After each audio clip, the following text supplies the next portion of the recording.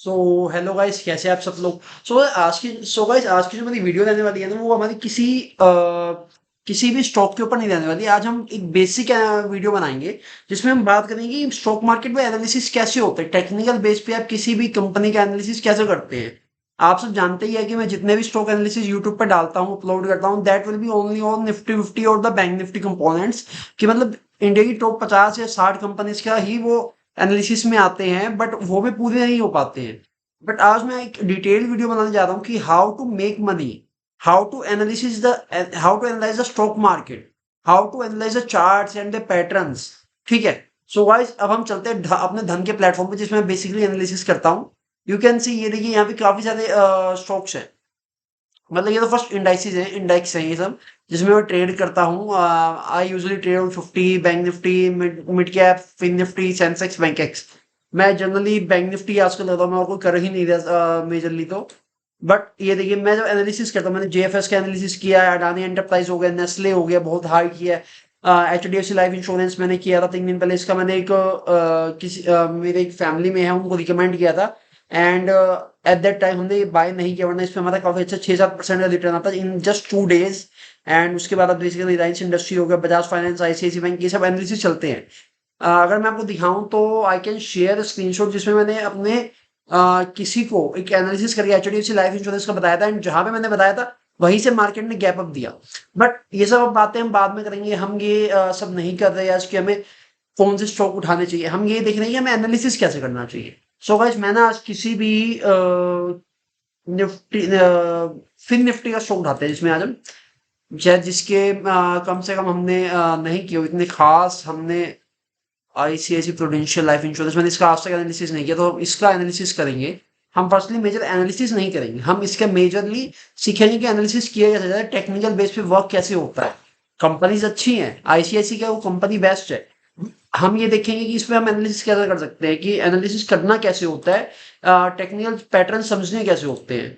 ये देखिए, 5 मिनट को एनालिसिस नहीं था, 1 आवर पर कोई एनालिसिस नहीं है। And after that something 1 day पे भी कोई एनालिसिस नहीं है, यू कैन सी। ठीक है। एंड उसके बाद 12 मंथ्स पे भी कोई एनालिसिस नहीं है, you can check this out.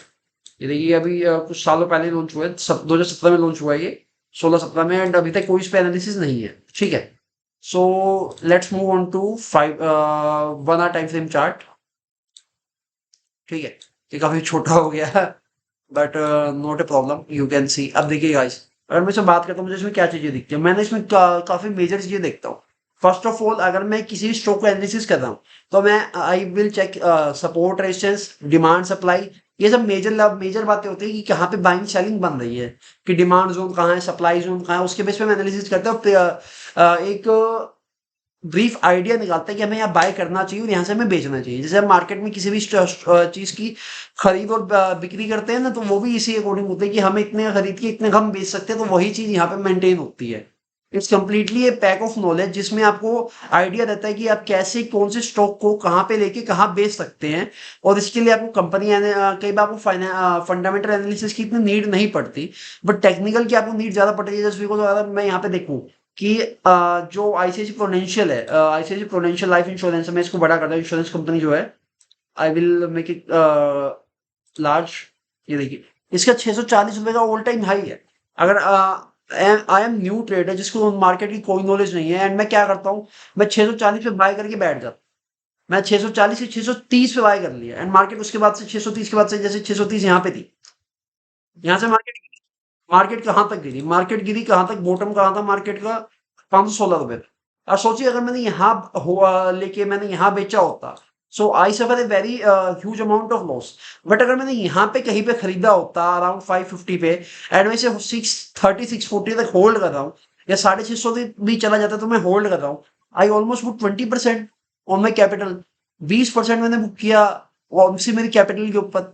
Like मैंने अगर 1 लाख लगाए थे, तो 1,20,000 रुपये हो चुके हैं। सो हमें ये पता होना चाहिए हमें कहाँ बाय करना है, कहाँ सेल करना है। हाँ, हम फंडामेंटली अगर जा रहे हैं कि हमें 10-12 साल की इन्वेस्टमेंट करनी है, तो आप एक अच्छा स्टॉक उठा के उसमें पैसा लगा के छोड़ सकते हैं। बट अगर आपको ये है ना कि आप स्विंग ट्रेड कर रहे हैं, आपको 2-4 दिन, 5 दिन, 10 दिन के अंदर प्रॉफिट जनरेट करना है, and you want to know कि आपको कहाँ बाय करना चाहिए, you should know, you want to know, you should know आपको कहाँ बाय कहाँ सेल करना चाहिए। सो फर्स्ट मेजर चीज हम बनानी शुरू करते हैं। फर्स्ट मेजर में डिमांड जोन बनाऊंगा, जो मैं यदि चार्ट तो पीछे कर रहा हूँ। एंड मेरा डिमांड जोन मेजरली कहाँ रहेगा, मेरा डिमांड जोन रहेगा यहाँ पे अराउंड 550 पे, 550 टू 560, ठीक है, जहाँ पे मेजर लेवल पे बाइंग सेलिंग हुई है। एंड यहाँ पे मुझे बहुत चीजें दिख भी रही है, जैसे मैं यहाँ पे एक बनाने की ट्राई करता हूँ। व्हाट इज दिस, ये हमारा 548 से 551% ही रहेंगे, 550 से 556, एंड ये कंटिन्यूस में चले, ठीक है।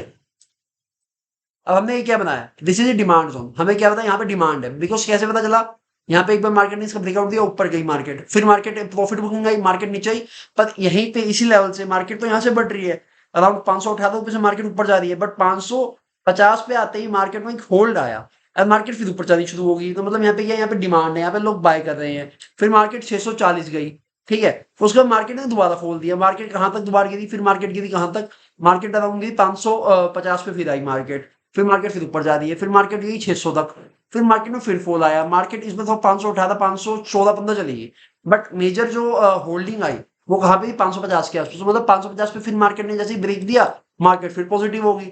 So what should I know, मुझे यहाँ पे क्या समझ आया, क्या दिखा मुझे यहाँ पे, द मेजर थिंग इज कि ये एक मैं स्टॉक का एनालिसिस नहीं कर रहा हूँ, this is a major analysis, this is it's a general purpose learning video, जिसमें हम बात कर रहे हैं कि हम कैसे एक एनालिसिस करते हैं। मैं इसे किसी इंडाइसिस पे भी कर सकता हूँ, बट मैंने इंडाइसिस भरे पड़े हैं, उसमें मेरी ड्राइंग से मेरे ये चार्ट पैटर्न वगैरह से, इसलिए मैंने कोई नया स्टॉक उठाया है। एंड मैंने आईसीआईसी प्रूडेंशियल का ही स्टॉक उठा लिया, बिकॉज मैं फिन निफ्टी के किसी स्टॉक में एनालिसिस करना चाह रहा था। सो आप ये देख सकते हैं, इस लेवल में मुझे बाइंग सेलिंग मिल गई, मुझे एक डिमांड जोन मिल गया। अगर मैं एक वर्क कर रहा हूँ, मैं मार्केट में वर्क कर रहा हूँ, यहाँ पे मैं कहीं लाइक मैं इसी में एक डिमांड जोन मेंशन कर देता हूँ, ये देखिए, let me right demand zone, ठीक है। अब मैं भाई डिमांड जोन लिख रहा हूँ, अब मेरे अकॉर्डिंग क्या, यहाँ पे जैसे मार्केट दोबारा आएगी ना, तो I can make an entry कि मैं भाई बाइंग एंट्री प्लेस कर सकता हूँ। एंड यहाँ पे शायद अगर मेरा मार्केट में कोई नेगेटिव चीज नहीं आती और मार्केट यहाँ तक आती है दोबारा, हम दोबारा बाय करते हैं, मार्केट फिर ऊपर चले तो हम होल्ड कर सकते हैं। बट अगर आप देखिए कि मतलब मैंने कहाँ एंट्री बनाई, मैं अगर एंट्री बनाता यहाँ पे, और मेरा भी प्राइस ही नहीं आया, 628 की एंट्री है, 628 मार्केट जा ही नहीं पा रही है। सो मैं फंसा पड़ा हूँ, मेरा मेरा पैसा फंस गया। जैसे मैंने यहाँ पे 10 लाख रुपए लगाए और मैं 10 लाख फंसे पड़े, मैं ना मैं एग्जिट ले सकता हूँ ना मैं एंट्री ले सकता हूँ। और सोचिए अगर मैं यहाँ पे 10 लाख रुपए लगाए मैंने अराउंड 635 पे, और मैंने बेच रहा हूँ इसे 516 रुपए पे, which is around 20 to 23% percentage होता है। मतलब 10 लाख पे मैं 2,30,000 रुपए का लॉस ले रहा हूँ। सो आप सोचिए कि अगर आपको एक एनालिसिस करना नहीं आता, आपको नहीं पता आपको कहाँ बाय सेल करना चाहिए, सो आप काफी बड़े तरीके से, बुरे तरीके से फंस सकते हैं कि आपको ये पता ही नहीं चलेगा मार्केट में कहाँ बाइंग कहाँ पे सेलिंग है, ठीक है। सो ये तो बातें होगी कि हम डिमांड सप्लाई जोन का क्या यूज है हमारी मार्केट में। अब एक बायर सेलर साइकोलॉजी भी होती है, हम उसकी बात भी करने वाले हैं, ठीक है। वो कैंडल्स के बेस पे होती है, कैंडल बेस्ड साइकोलॉजी होती है, वो मैं अभी बात करूंगा। सो मैं यहाँ पे सप्लाई जोन बनाता हूँ, द सप्लाई जोन विल भी मेरा यहाँ पे रहेगा अराउंड समथिंग, यहाँ पे 628 से 639, ज्यादा बड़ा हो गया, 2% का लगभग। मैं चाहता तो ट्रिम करूंगा, 628 से 636 से 633 34, वेरी फाइन है ये मेरे लिए। एंड मैं इसे लंबा कर दूँ, अब ये मेरा सप्लाई जोन है। सो मैं इसे रेड कर दूंगा, जस्ट बिकॉज मुझे याद है, रेड मतलब सप्लाई जोन, ग्रीन मतलब डिमांड जोन। ग्रीन पे लोग खरीदेंगे, रेड पे लोग बेच सकते हैं। जैसे यहाँ पे पहले हुए लोगों ने यहाँ पे ऊपर आते बेचा, मार्केट गिरी, फिर मार्केट ऊपर आई, फिर मार्केट शायद दोबारा बेच दे और शायद मुझे यहाँ पे दोबारा एंट्री मिल जाए। और ऐसा भी हो सकता है कि अगर यहाँ पे लोग बेचते हैं तो मैं भी यहाँ बेच दूंगा, यहाँ बेचूंगा। जैसे मैं 640 का बेच दिया और सेम डे मार्केट 500 रुपए पे आ गई, मतलब बहुत बड़ा फॉल आ गया, ठीक है, इस स्टॉक में मार्केट 500 रुपए आ गई, सो मैं यहाँ पे खरीद लूंगा। अब मैंने मेरा माल आने से पहले बेच दिया और माल सस्ता होते मैंने खरीद लिया, तो क्या हुआ, मैंने उल्टा काम किया ना, पर मैंने खरीदा सस्ता और बेचा महंगा, एक ही चीज हुई। तो मैंने प्रॉफिट ही बुक किया, मैंने यहाँ पे भी लॉस बुक नहीं किया। सो हमें पता होना चाहिए हमें कहाँ बेचना है, कहाँ खरीदना है, हमें इन सब चीजों की नॉलेज होनी चाहिए, ठीक है। अब यहाँ पे क्या दिखता है, यहाँ पे ना मैं अगर यहाँ पे एक और चीज होती है, अगर आप चार्ट पैटर्न देखते हैं, आप टेक्निकल एनालिसिस करते हैं, तो एक होती है ट्रेंड लाइन, ये सपोर्ट डिमांड हो गया, एक जोन्स हो गए। अब होती है यहाँ पे एक चीज आती है ट्रेंड लाइन। ट्रेंड लाइन क्या होती है, ट्रेंड लाइन एक इंस्ट्रूमेंट होता है, लाइक एक लाइन ही है, नॉट एन इंस्ट्रूमेंट, एक लाइन ही है। ये मैं इंडिकेटर यूज नहीं करता, मैं इंडिकेटर यूज करता हूँ, रिमूव कर रहा हूँ, ठीक है। ये ट्रेंड लाइन जो होती है जस्ट लाइन है, जिसके बेस पे हम ये कह सकते हैं कि मार्केट में बायर सेलर इस रो में चल रहे हैं। जैसे कि मैं एक ट्रेंड लाइन ड्रॉ करता हूँ यहाँ पे, ये थोड़ी वीडियो आई थिंक गाइस लंबी भी हो सकती है, बट अगर आपको वीडियो पसंद है, वीडियो को लाइक कीजिए, चैनल सब्सक्राइब कीजिए, ताकि आपको ऐसे रेगुलर वीडियोस मिल सके एंड आप स्टॉक मार्केट में सीख सकें। और गाइस ये सब नॉलेज मुझे ऐसे नहीं मिली है, मैंने भी काफ़ी बड़े-बड़े लॉसेस खाए हैं, काफ़ी चीज़ें सीखी है, काफ़ी लंबा टाइम इस पे दिया है, तो मुझे नॉलेज मिली है। एंड आपको नॉलेज फ्री मिल रही है यूट्यूब पे, तो आपको लेनी चाहिए, ठीक है? सो अब मुझे यहाँ पे क्या दिखता है, मतलब यहाँ पे मुझे एक चीज़ दिखी कि मतलब ना यहाँ पे क्या था, यहाँ पे अगर मैं इसे ज़ूम करता हूँ, ये देखिए 1 टाइम फ्रेम का चार्ट है, यहाँ पे ना विक बन रही है, ये मतलब बायर्स ऊपर तक तो आ रहे, पर ऊपर सेलर्स है, इससे ऊपर सेलर्स जा नहीं पा रहे हो। यहाँ पे सेम चीज़ हुई, सेलर ऊपर आए, मतलब बायर्स ऊपर ले आए मार्केट को, बट एट द एंड क्या हुआ कि सेलर्स इतने ज़्यादा है ना, मार्केट में फॉल आ रहा। सो हमने एक फॉलिंग ट्रेंड लाइन बनाई कि यहाँ मतलब यहाँ से ना इस जगह से मार्केट में फॉल आया, और जो यहाँ पे ज्वाइन हो गई, जो यहाँ पे मल्टीपल ज्वाइन होगी, 1 2 3 4 4 बार ज्वाइन हुई, और यहाँ ब्रेकआउट है, तो ब्रेकआउट होती मार्केट पॉजिटिव हो, मतलब यहाँ पे लोगों ने बाय किया भर भर के। बट यहाँ तक लोग, यहाँ पे पहले लोग बेच रहे थे, फिर यहाँ पे बाय कर रहे हैं।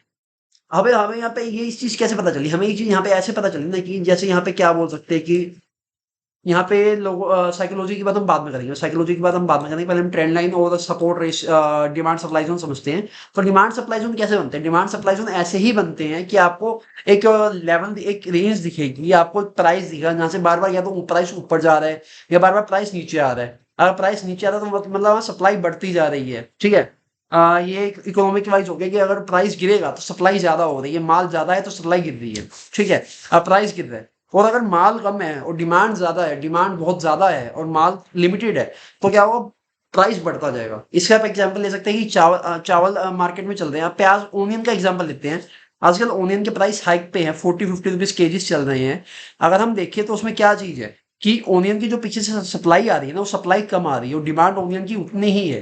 तो क्या होता है, ओनियन का जो 5-10 रुपए 20 रुपए किलो के ओनियन थे, वो 40 चले गए हैं। अगर 10 का ओनियन था 40 रुपए पे, तो मतलब प्राइस 4 गुना हो चुका है। अगर आपने सोचिए, आपने अगर कभी भी ओनियन में इन्वेस्ट किया होता, आपने इन्वेस्टमेंट तो इस पे फूड में नहीं होती, बट आप गोल्ड की फॉर्म में ले सकते हैं इस चीज को। अगर आपने इन्वेस्टमेंट करके छोड़ दी होती, उधर सप्लाई कम है, डिमांड ज्यादा है, तो वो प्राइस शूट अप करता है। एंड सेम चीज होती है इकोनॉमिक वाइज, मैंने वो समझाने की ट्राई कर लिया। एंड सप्लाई डिमांड जो मैंने आपको समझा दी इस बेसिस पे।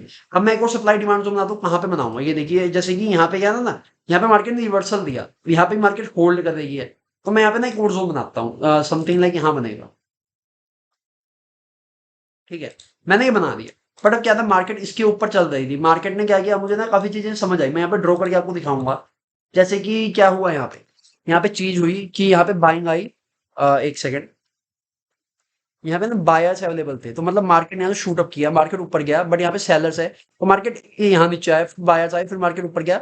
बट फिर मैं मार्केट थोड़ा सा ऊपर गया, मतलब मार्केट में बायर्स थोड़े बढ़ गए, बट सेलर्स उतने ही थे। बायर्स थोड़े से बढ़े, बट सेलर से पुश किया, तो बायर्स ने भी अपना प्रॉफिट बुक किया। मतलब जिन्होंने यहाँ पे पैसा लगाया था ना, जिन्होंने, जिन भी लोगों ने यहाँ पे बाय किया था, उन्होंने यहाँ पे प्रॉफिट बुक करना शुरू कर दिया, मार्केट फॉल आ गया।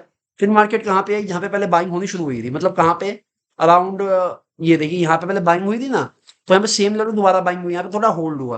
बट यहाँ पे क्या था, मतलब सप्लाई बढ़ रही है, क्यों? तो यहाँ पे पैनिक क्रिएट हो गया, पैनिक इन द सेंस कि जिन लोगों ने यहाँ पे बाय किया था ना, मतलब जिन्होंने यहाँ बाय किया था, मार्केट यहाँ तक चली गई, और मार्केट फिर फॉल होकर यहाँ तक आ गई। तो यहाँ पे क्या हुआ कि वो लोग कहाँ पे, ये देखिए दोबारा बताता हूँ मैं आपको, जिन्होंने यहाँ बॉटम पे बाय किया था, 550 के आसपास बाय किया, उन्होंने मार्केट को देखा 640 के आसपास, ठीक है? बट 640 से मार्केट 601 तो 602 पे 610 तक आ गई, ठीक है? तो उनको क्या हुआ कि मतलब मार्केट और गिर सकती है, उन्होंने इतना सस्ता खरीदा और महंगे पे बेचा नहीं, तो वो होल्ड नहीं करना चाहते हो। उन्होंने क्या किया, यहाँ उन्होंने यहाँ पे प्राइस अपना बेच दिया।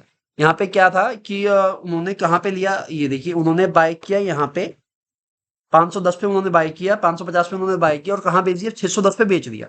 10% उन्होंने बुक कर लिया, and they are very happy. But जिन्होंने यहाँ पे बुक किया, ये देखिए एक सेकंड, जिन्होंने यहाँ पे लेके यहाँ पे बुक कर लिया, तो मतलब क्या, वो क्वांटिटी जो यहाँ पे ली हुई थी, यहाँ पे जो क्वांटिटी ली हुई थी, वो क्वांटिटी यहाँ छोड़ दी गई, तो यहाँ पे सप्लाई बढ़ गई, तो यहाँ से प्राइस गिरना शुरू हो गया, ठीक है? बट क्या हुआ, जिन्होंने यहाँ पे पहले उठाया था, जिन्होंने पहले यहाँ पे सेम लेवल पे बाइंग की थी, जिन्होंने यहाँ बाइंग की थी, उनको लगा कि मार्केट में प्राइस दोबारा आया, तो उन्होंने दोबारा यहाँ पे बाय कर लिया, ठीक है? थोड़े टाइम के पेशेंस के बाद क्या हुआ, थोड़े टाइम का जब पेशेंस हुआ, थोड़े टाइम वेट करने के बाद प्राइस फिर से ऊपर जाना शुरू हो गया, प्राइस शूट अप होना शुरू हो गया ऊपर तक। बट उनको ये चीज उनको लगा कि यहाँ पे पहले यहाँ पे बेचा गया है ना, यहाँ दोबारा बेच सकते हैं, ठीक है? तो उन्होंने 550 का फिर से लेके 600 रुपए के आसपास बेच दिया। एंड फिर मार्केट में गिरावट शुरू हुई, मार्केट गिरती जा रही है, मार्केट गिरती जा रही है, मार्केट गिरी यहाँ तक। फिर क्या हुआ, मैं सब इरेज कर रहा हूँ हाथों, ताकि कुछ चीजें समझ आए क्लियर वाइज। ये देखिए, मैं सारा सारा कुछ साथ साथ इरेज करता हूँ, चल रहा हूँ। ठीक है। अब ये देखिए, अब चार्ट में यहाँ ले आ रही। अब पहले क्या था मार्केट में, पहले यहाँ बाय हुआ, फिर दोबारा यहाँ बाय हुआ, ठीक है। उन्होंने यहाँ तक मार्केट की, उन्होंने यहाँ उसके ऊपर रेड लाइन बनी हुई है जो इससे थोड़ा ऊपर है, 1 सेकंड में दिखाता हूँ आपको। ये जो रेड लाइन है, यहाँ पे उन्होंने अपना शेयर्स बेच दिए, तो यहाँ पे क्या हुआ, वो क्वांटिटी वापस है मार्केट में आ गई, तो मार्केट में फॉल आया, मार्केट दोबारा इस लेवल तक आई जहाँ पे लोग बाय करते थे बार बार। बट इस बार क्या हुआ ना, इस बार लोगों का थोड़ा विश्वास खत्म हुआ, विश्वास खत्म नहीं हुआ इन द सेंस कि हम बोल सकते हैं, यहाँ पे क्या हुआ कि यहाँ पे जो लोग बाय कर रहे थे ना पिछली बार, मैं ये देखिए 1 सेकंड, जो लोग यहाँ पे बार बार बाय कर रहे थे, जो लोग यहाँ पे 1 2 3 बार यहाँ पे बाय कर रहे थे, उन्होंने यहाँ पे ना थोड़ी क्वांटिटी कम ली इस बार, उनको डाउट था कि मार्केट फिर दोबारा नीचे जाए, तो ऐसा हुआ। अब यहाँ पे डिमांड नहीं बनी, यहाँ पे बायर्स नहीं है, तो बायर्स नहीं है तो सेलर्स बढ़ गए, और यहाँ पे क्या हुआ कि मार्केट नीचे गई, पर उन्होंने फिर बाइंग, जिन्होंने यहाँ बाइंग किया था वो यहाँ पे बाइंग करनी शुरू कर दी, मार्केट फिर शूट अप कर गई। तो हमें क्या चीज समझ आती है कि मतलब मार्केट जो है ना, एक बाइंग सेलिंग पे चलती है, इसमें कोई भी टिग्नोमेट्री यूज नहीं हो रही है। हम सिंपल वे से समझे, एक जो 9th क्लास का बच्चा है, जो इकोनॉमिक में स्ट्रॉन्ग है, जिसको इकोनॉमिक समझ आती है, वो भी स्टॉक मार्केट में बैठ के अर्निंग कर सकता है। बट उसको क्या चीज समझ आनी चाहिए कि उसको ये दिखना चाहिए बायर्स कहाँ पे है, सेलर्स कहाँ पे है। ये सब चीजें हमें candle psychology, demand supply zone, candle के पैटर्न, कैंडल कैसे बनती है, उन सब चीजों से समझ आ जाता है। जैसे कि मैं क्या आपको बताना चाहूंगा, यहाँ पे क्या हुआ, यहाँ पे ना एक चीज हुई, यहाँ पे सेलिंग शुरू हुई, मैंने यहाँ से एक लाइन खींचनी शुरू की, यहाँ पे दोबारा सेलिंग होगी, यहाँ पे प्रॉफिट बुक हुआ, ये डेडलाइन टच होती सेलिंग होनी शुरू होगी दोबारा से। तो मतलब यहाँ पे ना एक सेम लेवल पे रेजिस्टेंस बन गया, मतलब ट्रेंड लाइन आ रही है, वो बड़ा गिर रही है यहाँ से ना, मतलब यहाँ इसके साथ में मार्केट गिराई जा रही है, इसके साथ में सेलर्स बैठे हुए, मतलब जो यहाँ पे बाय करके बैठे हुए ना, जिस इंसान ने यहाँ पे बाय किया है वो एक बार यहाँ प्रॉफिट बुक कर रहा है, एक बार तो यहाँ प्रॉफिट बुक कर रहा है, एक बार वो यहाँ पे इस लाइन के आसपास दोबारा प्रॉफिट बुक कर रहा है, फिर वो दोबारा प्रॉफिट बुक कर रहा है, फिर वो दोबारा प्रॉफिट बुक कर रहा है, और ऐसे ऐसे सारी क्वांटिटी जिन्होंने भी यहाँ पे बाय किया हुआ था, वो सारी क्वांटिटी यहाँ तक आते आते एग्जिट हो गई, तो मार्केट में एक बड़ा फॉल आया। ठीक है, फॉल कहाँ तक आया, जहां पे मार्केट ने बाइंग आई थी, तो वहीं तक फॉल आया। बट क्या हुआ, यहाँ तक मार्केट में फॉल आया, तो हम देखिए कि प्रीवियस से क्या दिखता है हमें, अगर मैं यहाँ पे देखूँ 1 सेकंड, ये मैं इरेज कर दूं, ठीक है। सो अगर मैं देखूं इस चार्ट के नीचे भी कहीं से बाइंग आई होगी, जो बाइंग आई है यहाँ से समथिंग है 518, 500 मेजर बाइंग, तो यहाँ पे ये देखिए यहाँ पे बाइंग चल रही है, इस लेवल पे 520 के आसपास से एक बाइंग क्रिएट हो रही है, 520 से नीचे से बाइंग कहाँ 500 रुपए से आ रही है, मतलब 520 रुपए के आसपास से बाइंग आ रही है। अगर हम देखें यहाँ पे क्या हमें क्या चीज दिखता है कि मतलब 520 रुपए से बाइंग आ रही है, तो जिन्होंने यहाँ पे खरीदा होगा उन्होंने भी अपना बेचना शुरू कर दिया, तो मार्केट में फॉल एक और आ गया, फिर मार्केट में फॉल आया, पर यहाँ पे जिन्होंने यहाँ खरीदा हुआ था उन्होंने नहीं बेचा, और यहाँ पे दोबारा एक मेजर बाइंग शुरू होगी, मार्केट ब्रेकआउट देखिए, इसका ब्रेकआउट आया, मार्केट में दोबारा बाइंग आ गई। अब मुझे यहाँ पे क्या दिखता है कि मैंने ना यहाँ पे एक अपॉर्चुनिटी मिस कर दी, मैं यहाँ बाय नहीं कर पाया। बट ना जैसे ही मेरे को एक चीज समझ आती है कि एक ना जो डिमांड सप्लाई जोन चल रही है, वो एक जो शिफ्ट ऊपर से शिफ्ट हो गई यहाँ पे आ गई है, ये समथिंग लाइक यहाँ आ गई है, ठीक है। एंड मैं यहाँ पे एक इसे ग्रीन कलर मार्क करता हूँ। मैंने ऐसा क्यों किया, इसके रीजंस, बिकॉज में मार्केट में जो फॉल आया था, मार्केट एक बहुत बुरे तरीके से गिरी थी, तो मतलब ना मार्केट यहाँ पे होल्ड करने लगी, जैसे 1 बार 2 बार 3, लगभग 3 बार 4 बार 5 बार 6 बार, छठी बार में मार्केट ने इसका फॉल दिया। तो मुझे क्या समझा कि यहाँ पे ना लोग यहाँ पे बाय करना चाहते हैं, यहाँ पे इंटरेस्टिंग है, यहाँ पे लोगों को इंटरेस्ट है खरीदने में, चाहे खरीदने में हो चाहे बेचने में हो, ठीक है। तो मैंने यहाँ पे क्या किया, मैंने ना छोटा सा यहाँ पे रिस्क प्लान किया कि मतलब जैसे ये लाइन का ब्रेकआउट आएगा, ये ग्रीन लाइन जो है इसके ऊपर मार्केट जाएगी, मैं एक बाइंग पोजीशन क्रिएट कर सकता हूँ। और जो ट्रेंड लाइन आ रही है, ये जो यहाँ से मतलब समझा जाता है कि यहाँ पे ना लोग सिर्फ बेचने के लिए बैठे हुए हैं, यहाँ पे जैसे लोग खरीदना शुरू करेंगे, कैंडल हरी हो जाएगी, मतलब कैंडल लोगों की बाइंग शुरू हो जाएगी, मैं खरीद लूंगा। एंड सेम चीज मैंने यहाँ पे की, मैंने यहाँ पे खरीद लिया, एंड क्या हुआ यहाँ पे मेरी पोजीशन जैसे यहाँ पे लॉन्ग क्रिएट हुई, एंड व्हाट आई डिड, मैंने सोचो यही मैंने यहाँ तक बुक करूंगा, मेरा समथिंग अराउंड टारगेट जो है यहाँ तक है, एंड मेरा जो स्टॉप लॉस इक्विटी में स्टॉप लॉस की हम बात बाद में करेंगे, तो मैं टारगेट यहाँ तक है। मैंने अब बाय कहाँ कब किया, मैंने बाय किया 7 जून को, आज चल रही है 14 जून को, मार्केट ने हाई कहाँ था मारा, मार्केट ने सिर्फ 70 रुपए का हाई मारा।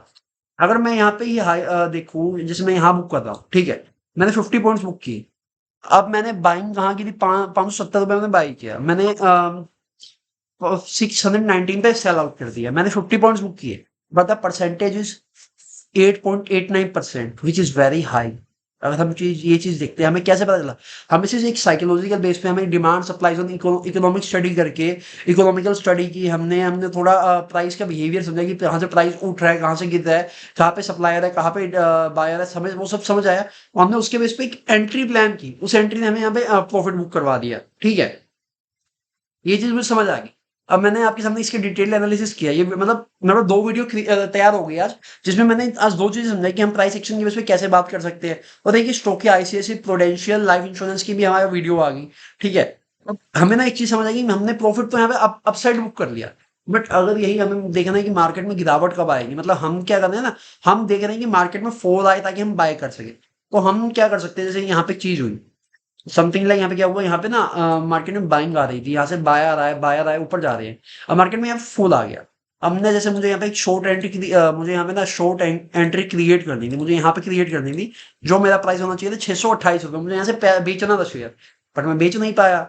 एंड मेरा शेयर पड़ा नहीं, मुझे बेचना है, मुझे अभी बेच के सस्ता खरीदना है, तो मैं क्या करूँ, मैं यहाँ नहीं बेच पाया। बट ना मुझे एक चीज समझ आई कि मतलब मार्केट ने एक बार 2 बार यहाँ पे होल्ड किया है, तो शायद मार्केट यहाँ पे दोबारा होल्ड करे, और मार्केट ने सेम चीज दोबारा यहाँ पे होल्ड करना शुरू किया। बट जैसे ही मार्केट में क्या हुआ, मार्केट में एक बड़ी सेलिंग आई, इस कैंडल को एक बड़ी सेलिंग आई, उसके बाद रिकवरी आई। तो उस रिकवरी पे मुझे क्या समझ आया कि शायद मार्केट यहाँ से फॉल कर सकती है, शायद इन द सेंस कि ना देखिए बायर सेलर जो होता है डिमांड सप्लाई के बेस पे होता है, ये सब चेंज होती रहती है। बट यहाँ में छोटा सा रिस्क लिया और मैंने मुझे लगा कि मार्केट यहाँ से फॉल करेगा। एंड वट आई बुक, मैंने यहाँ तक प्राइस को बुक किया, ठीक है। जैसे कि मैंने क्या किया, मैंने ना अपना माल जो था, मैं माल आने से पहले मैंने यहाँ पे 604 रुपए पे बेच दिया। एंड मैंने कहाँ पे खरीदा, 556 रुपए पे। मतलब मैंने ना सौदा कर लिया कि भाई मैं ना तेरे को ये माल 600 देख 610 का माल चल रहा है, मैं तेरे को 604 रुपए में बेच दूंगा, ठीक है, बट मैं तेरे को डिलीवरी दूंगा 5 दिन बाद। And the buyer is ready to acquire this, ठीक है, उसको ये मंजूर था। तो उसने क्या किया, 604 रुपए में मेरे से माल उठा लिया एंड मैंने उसे बेच दिया। और मेरे लिए अच्छा मेरे लिए ये चीज बढ़िया होगी, उसने खरीद लिया, मैंने बेच दिया। और क्या वो 4 दिन बाद क्या सीन हुआ कि मतलब वो जो माल था ना 604 का जो था, जो 610 में बिक रहा था, बट 604 में मैंने उसे बेचा। तो वो जो माल था वो 4 दिन बाद कहाँ पे आ गया, उस माल की वैल्यू जो करंट वैल्यू थी ना, वो 570 रुपए पे 550 रुपए आ गई। तो मैं 550 का खरीद के उसे 5 दिन बाद 604 रुपए में बेच दिया। फिर मेरा एग्रीमेंट जो था, मेरा जो एग्रीमेंट था वो बना हुआ था। सो मैंने यहाँ पे प्रॉफिट जनरेट किया विद इन द 5 और 6 डेज। तो ऐसे ही हम मार्केट में स्टडी करते हैं कि मार्केट कहाँ से किस लेवल से क्या पे बायर्स है, किस लेवल पे कहाँ पे सेलर्स है, उसके बेस पे मार्केट में स्टडी करके बाय सेल पोजीशन क्रिएट कर सकते हैं। जैसे मैं यहाँ पे एक चीज देखूँ, जैसे यहाँ पे ही देख लेते हैं हम कि यहाँ पे इसका ब्रेकडाउन आया।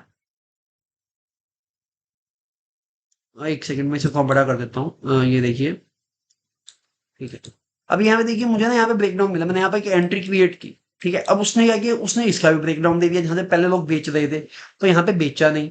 अब यहाँ पे क्या होगा, यहाँ पे लोगों ने फिर जब लोगों ने यहाँ बेचा नहीं, तो जो लोग यहाँ खरीद रहे थे उन्होंने यहाँ पे और बाइंग कर दी, और हैवी बाइंग कर दी। तो प्राइस और ऊपर चला गया, और जिन्होंने यहाँ पे थोड़ा सा बेचा खरीदा था, जो छोटी छोटी क्वांटिटी खरीदी, उन्होंने छोटा छोटा बेचना शुरू कर दिया। जिन्होंने यहाँ पे नीचे बाय किया है, उनको क्या दिख रहा है, प्राइस अभी शूट अप कर चुका है, वो शायद यहाँ पे सेल कर सकते हैं। बट वो वेट कर सकते हैं, मार्केट शायद अपने ऑल टाइम हाई जो है, मतलब ऑल टाइम हाई नहीं, जो सबसे महंगा रेट था मार्केट वहां तक भी जा सकता है। मतलब जिसने 550 का बेचा वो 640 650 तक भी बेच सकता है, तो वो होल्ड कर सकता है। अदर जिसने 550 का खरीदा वो उसको घाटा नहीं हो रहा है, वो 590 में भी माल बेच देगा अपना, 600 रुपए में माल बेच देगा अपना, उसको इतनी दिक्कत नहीं है। बट जिसने एक माल खरीदा ही 600 रुपए का है, वो 610 615 पे बेच के निकलना चाहेगा, कि उसके लिए रिस्क है, प्राइस बढ़ चुका है। तो गाइस हमने ना आज इस ICICI prudential life share insurance share stock को एक डिटेल्ड एनालिसिस किया, जिसमें हमने सीखा कि हम मार्केट को एनालिसिस कैसे करते हैं, how to analyse the stock market, and जिसमें हम कहाँ पे हम एंट्री एग्जिट प्लान कर सकते हैं, हम चीज़ों को समझ के बाय सेल कैसे स्टॉक को ले सकते हैं, चाहे हम लॉन्ग टर्म ले चाहे शॉर्ट टर्म ले, किसी भी वे में हम समझा जाए, तो उस वे में मैं आपको अपने फुल्ली एफिशिएंट वे से आपको समझाने की ट्राई की। अगर आपको गाइस आपको वीडियो अच्छी लगी तो वीडियो को लाइक कीजिएगा और चैनल सब्सक्राइब कीजिएगा, और ऐसी रेगुलर वीडियोस के लिए मुझे फॉलो कीजिएगा। ये वीडियो आपको फेसबुक और यूट्यूब दोनों पे अवेलेबल हो जाएगी, मैं ये वीडियो आज ही दोनों जगह पे अपलोड कर दूंगा। एंड अगर आपको वीडियो पसंद आई हो तो इस वीडियो को शेयर जरूर कीजिएगा अपने फ्रेंड्स के साथ, जिससे उनको भी एक इकोनॉमिक वाइज, अगर आपको कुछ भी नहीं आता, आपको नहीं पता ROC क्या है, CAGR क्या है, और पी रेशो क्या है, सब कुछ क्या है, तो आप टेक्निकल वे से भी कैसे अर्न कर सकते हैं, ये सब वीडियोस उनमें भी आपकी हेल्प करेगी। तो इन वीडियोस को शेयर जरूर कीजिएगा, ताकि आपके फ्रेंड्स, आपकी फैमिली, उन सब के भी थोड़ी हमारी फाइनेंशियल मार्केट का नॉलेज मिल सके। So guys thank you for watching the video. इस वीडियो में इतना ही, बाकी की वीडियोस के लिए इसी चैनल पे बाद में मिलते हैं।